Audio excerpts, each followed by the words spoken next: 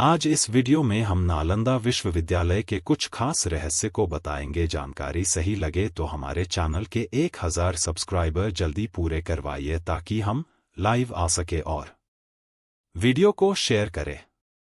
Nalanda university अभी तक के ज्ञात इतिहास की सबसे महान यूनिवर्सिटी।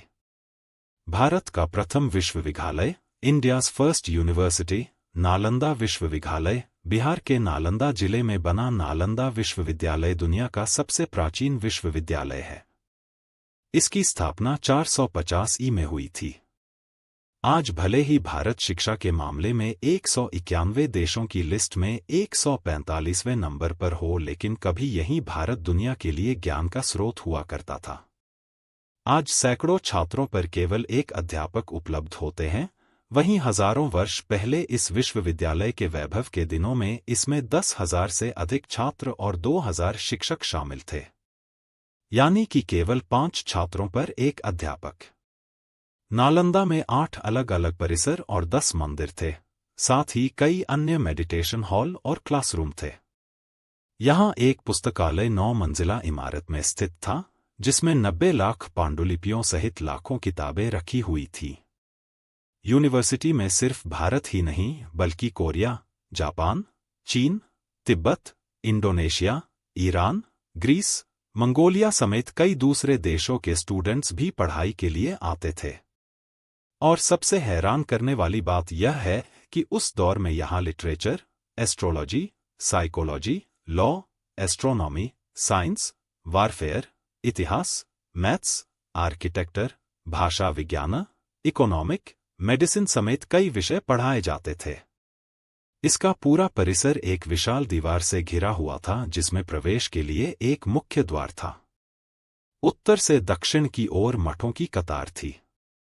केंद्रीय विद्यालय में 7 बड़े कक्ष थे और इसके अलावा 300 अन्य कमरे थे। इनमें व्याख्यान हुआ करते थे। मठ 1 से अधिक मंजिल के होते थे। प्रत्येक मठ के आंगन में एक कुआं बना था। 8 विशाल भवन, 10 मंदिर, अनेक प्रार्थना कक्ष तथा अध्ययन कक्ष के अलावा इस परिसर में सुंदर बगीचे तथा झीलें भी थी। इस यूनिवर्सिटी में देश विदेश से पढ़ने वाले छात्रों के लिए छात्रावास की सुविधा भी थी।